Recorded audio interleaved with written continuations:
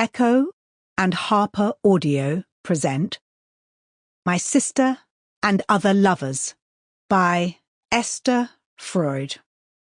This is the author. For my honorary sister, Georgia Sherman. We think back through our mothers, if we are women. Virginia Woolf.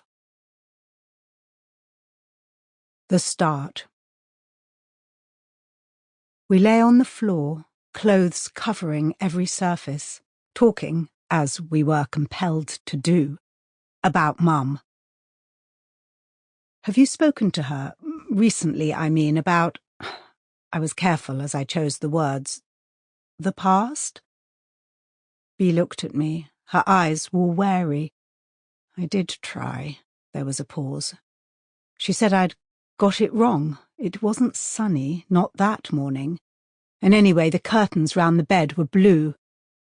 I reached across and squeezed my sister's hand. We saw a therapist. Did I tell you, me and Mum? One question, and we turned, savage. We were screaming. I ran out, or she did. Then there we were again, waiting for the bus. The next day Mum called. Sorry that you feel this way. I told her to fuck off.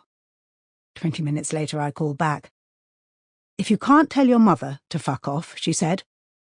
Who can you tell? We laughed. Bea laughed now, and so did I.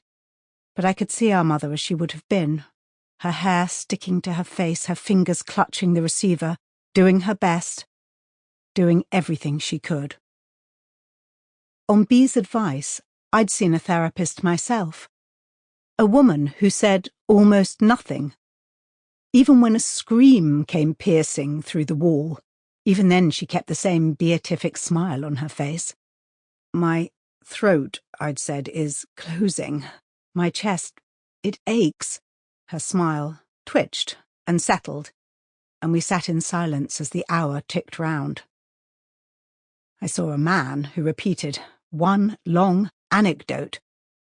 I wanted to believe in him, to excavate the wisdom of his words, and I may have stayed there, slipping and sliding on a plastic couch if a cushion hadn't sprung loose and hit me on the chin.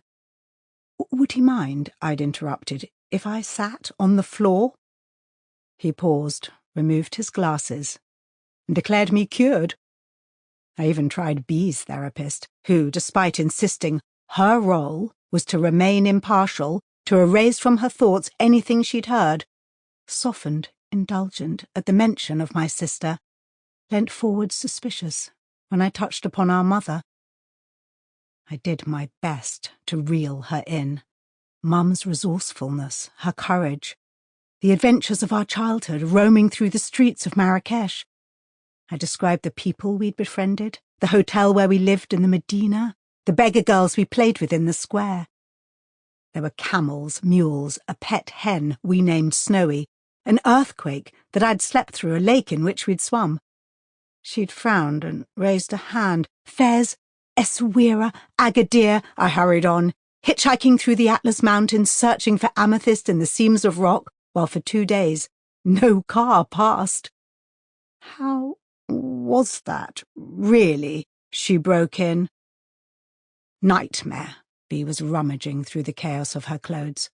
I'll be going to the screening naked. She flung away the dress I'd suggested. A camisole landed in the bin. Bea, I had to say it. I know Mum can't see the film before the screening. Maybe you could read the script at least? Too late. Bea was standing at the mirror. Her hair was long, her body Spartan. I tracked the scars, silvered as they were, across her arms. Each scar had its own story. Razor blades, a compass, the needles that she'd used to puncture veins. Lucy, she threw me a shirt. Any chance this can be mended? I can't help worrying. I examined the ruffle and its rib. How Mum will be, how she'll react. I caught her eye. She was tying a length of silk around her neck, arranging it into a loose bow. Hideous? She asked. What Sample complete. Ready to continue?